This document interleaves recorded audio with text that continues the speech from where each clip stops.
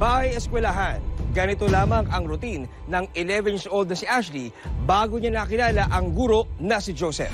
Hanggang nitong September 3, nang magising na lamang si Mary Jane na wala na sa kanyang kwarto ang bunso na si Ashley.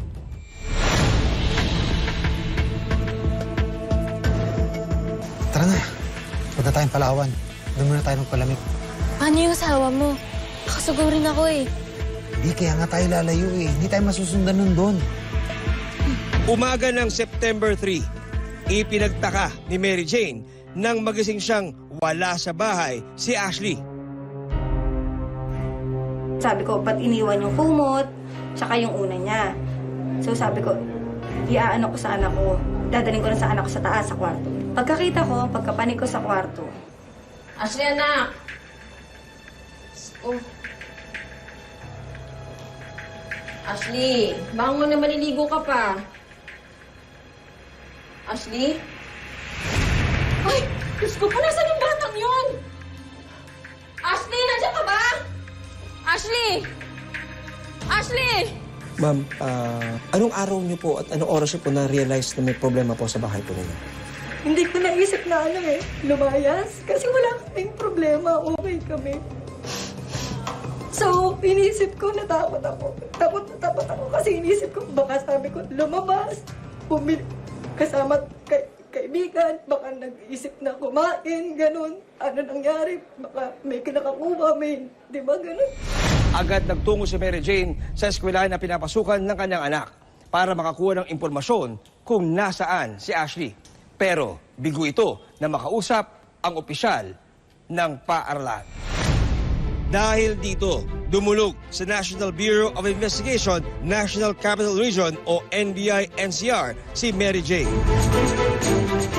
Paano po nagsimula yung investigasyon po dito ng NBI? Paano po napunta sa NBI-NCR ang trabaho po ito? Yes, nung Monday, September 4, nakatanggap kami ng paghingi ng saklolo ng mother ng victim na ang anak niya ay nawawala.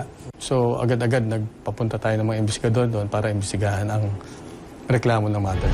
Tingnan niyo po. Galit at pag-aalala ang nangibabaw kay Mary Jane. Sir, 11 anyos lang po yung anak ko.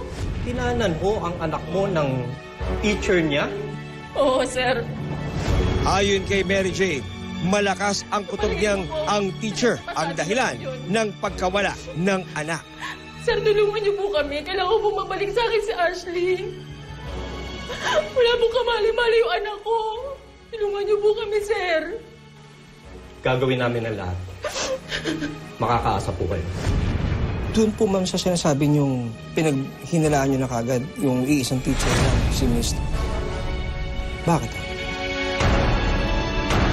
Buo talaga yung loob ko na wala na akong ibang inano. Since katulad nga ng sabi ko, bahay school lang yan, hatid sundo. Ibig sabihin, wala siyang iba nakakausap. Pamilya, kaklase, teacher. Inisip ko rin, imposibleng kaklase to eh. Diba? Kung may boyfriend yung anak ko, walang batang maglalakas ng loob ng 1:30 AM, madaling araw, lalabas kayo. Diba? Matatakot eh. Ashley?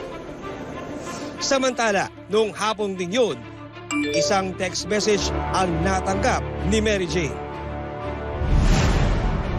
Nagpakilala raw ang nag-text na boyfriend siya ni Ashley at nasa mabuting kalagayan ang bata. Sabi sa kanya, Be, uwi ka na. Hindi ako mapakali. Sabi ko, ano bang ginawa ko? Bakit ganito? Sabi ko sa kanya, kung may problema, aayusin natin. Sa sumunod pang text, nagpakilala na raw kay Mary Jane ang kasintahan ng bata. Ashley, di mo ako. Sabi niya, si Sir Puto, BF niya. Hehehe. May ganun pa. Tapos sabi niya, pasensya na po, natakot lang kami. Basta yun na lang inaintindihan ko kasi hindi ko na binasa buong na ko lang, na-confirm lang na si alam ko na. Diba? Alam ko na kung sino talaga. May pruweba na ako na siya na lang talaga hahanap. Nakiusap si Mary Jane na ibalik sa kanya si Ashley. Pinapabayaan ko lang siya, hindi naman ako nag-aano eh. Sige, mag-ano ka lang kasi hindi ko rin alam yung sasabihin ko, baka madala ako ng damdamin. Kinukuha ko nga yung loob niya para ibalik niya yung anak ko sa akin. Sa mga oras na yon, lingid sa kaalaman ng teacher, nakipag-ugnayan na si Mary Jane sa mga otoridad. So, sabi ko, sige, ka. Uwi mo lang yung anak ko. Yun lang yung sa loob-loob ko. Uwi mo lang yung anak ko.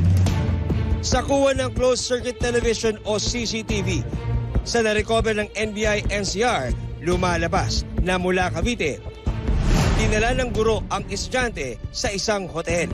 Sa CCTV footage sa hotel sa Valenzuela, nakita natin doon na nagpunta ang lalaki sa front desk, nag-check-in siya, hindi muna na sinama yung bata.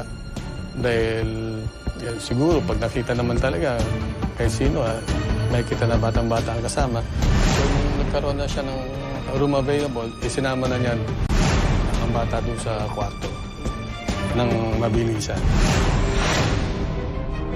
Mabawi pa kaya ni Mary Jane ang anak na si Ashley?